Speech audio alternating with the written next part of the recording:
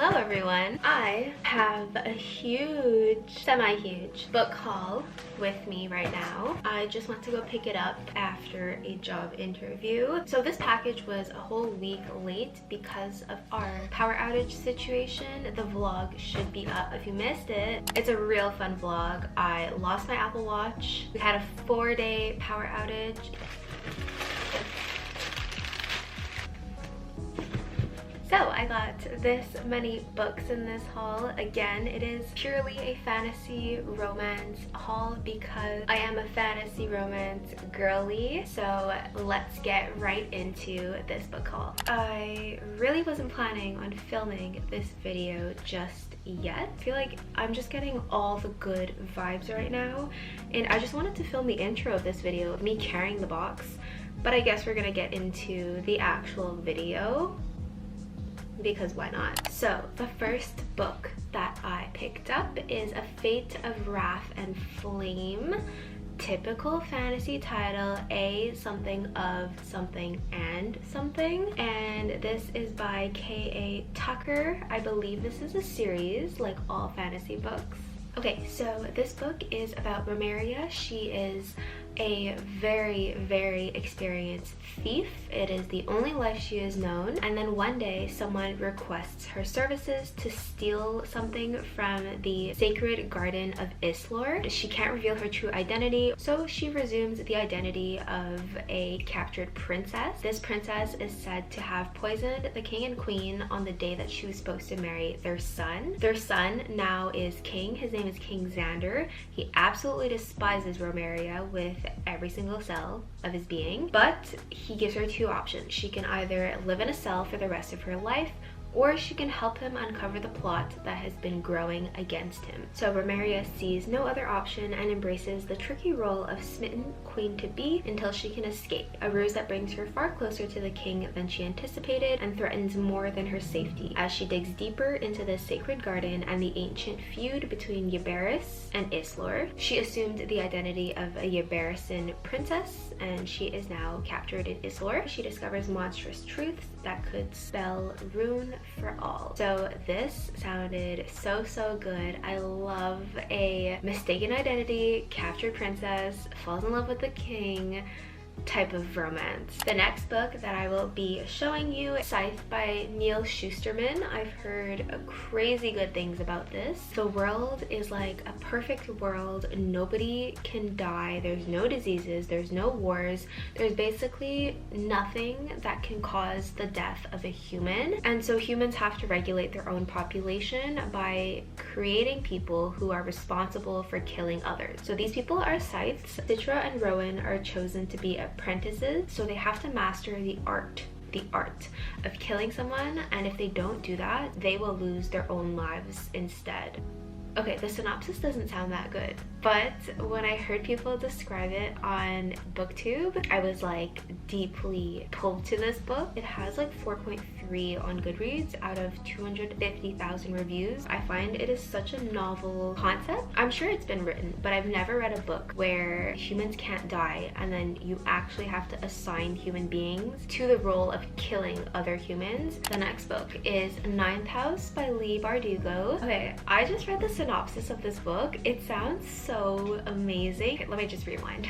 Getting too excited. So I just finished her Shadow and Bone trilogy. I gave the first book a 5-star, the second book a 3-star, and the third book a 4-star. I'm not sure I love the direction she went with overall. Maybe between a 3.5 and a 4-star, which is actually what I expected. That's what I predicted. I believe this is Dark Academia, and I've never read Dark Academia, so I'm excited. So Mel Stern is a member of Yale's freshman year. She has like a very bad past. She's mixed in with drug dealers. She's the only survivor of a homicide, but then she's offered this amazing opportunity to attend Yale for a full scholarship. She doesn't know why. Still searching for answers, Alex arrives in New Haven, tasked by her mysterious benefactors with monitoring the activities of Yale's secret society. Their occult activities are more sinister and more extraordinary than any paranoid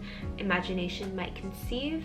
They tamper with forbidden magic, they raise the dead, and sometimes they prey on the living. That sounds so good. I am so excited to read this. The Atlas 6 by Olivia Blake. Honestly, could not tell you the synopsis, but I've just heard this name being thrown around everywhere. It's another secret society type of vibe. Each decade, the 6 most uniquely talented magicians are selected to earn a place in the Alexandrian society. The chosen will secure a life of power and prestige beyond their wildest dreams. Each of the 6 newest recruits has a reason for accepting the society's elusive invitation, even if it means growing closer than they could have imagined to their most dangerous enemies, or risking unforgivable betrayal from their most trusted allies. They will fight tooth and nail for the right to join the ranks of the Alexandrians, even if it means they won't all survive the year. Same type of vibes I'm getting for Ninth House. But can we just talk about this cover, because I am obsessed. Honestly, I was flipping through it at the bookstore and it has illustrations. I love that. Oh my god. Okay, the 5th book that I picked up, it's called Fable by Adrienne Young. I don't think I've ever heard of anyone talk about this book, but sounds really, really interesting. If you put this cover with the 2nd book in the series together, I think it creates a phase. I just read the synopsis. I'm getting excited all over again. We follow the story of Fable. She is the daughter of the most powerful trader, Trader, in the Narrows, which is the sea. One day, her dad abandoned her on a legendary island filled with thieves and very little food. In order to survive, she has to trust herself, lean on her own instincts, and trust nobody else. The only thing that keeps her going is getting off the island, finding her father, and demanding her rightful place between him and his crew. Fable enlists the help of a young trader named West to get her off the island and across the Narrows to her father. But her father's rivalries and the dangers of his trading enterprise have only multiplied since she last saw him, and Fable soon finds out that West isn't who he seems.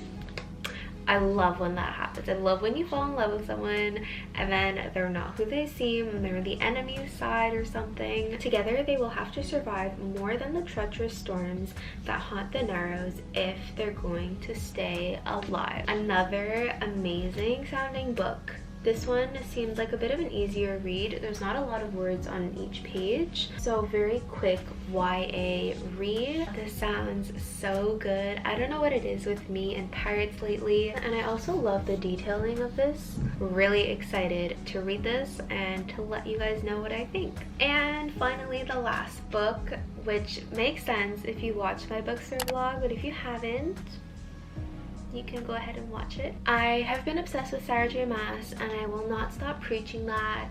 I read her books in high school, way before she blew up on TikTok and BookTok and BookTube. But I have her Throne of Glass series. I've had it since 7 years ago. That's when I discovered her. That's when I fell in love with her. I've never read ACOTAR yet, just because I've been waiting for the whole series to come out before I read it. But knowing Sarah, that's gonna take like another good 5 years, especially with her newest series, Crescent City. So I decided to jump the gun and buy it, but they're out of stock at my store. So instead, I have bought her newest series, Crescent City. I decided to get House of Sky and Breath. I don't think I'm gonna read the summary of this because I haven't read Crescent City is written in so big, it's so misleading because I keep calling the book Crescent City. I think the publishers realized their mistake. They changed it and they put a Crescent City novel in tiny at the bottom there, whereas in this one they put the title near the moon and Crescent City in huge. I always call this book Crescent City because it's written so much bigger than the actual title. I haven't read House of Earth and Blood yet, but just wanted to let you know I got this book. Oh, is this the fallen angel she works with? That is every book that I got in my book haul. I hope you guys enjoyed. I hope you liked seeing me get excited over new books, even though I have, I want to say 20 plus physical TBR books that I have yet to read, and I just can't stop buying new ones. Bad trait. That's my toxic trait, guys. That's my toxic trait. So thank you so much for joining me in yet another book video, and let me know if you guys have read any of these books. I'm pretty sure most probably would have read all of them, and I'm just very late to the game. But yeah, let me know what you think I should start with. I would love to hear your opinions on them. If you did like the video, don't forget to subscribe down below and to give this video a thumbs up in order to keep supporting my channel, and I will see you guys in my next video. Bye!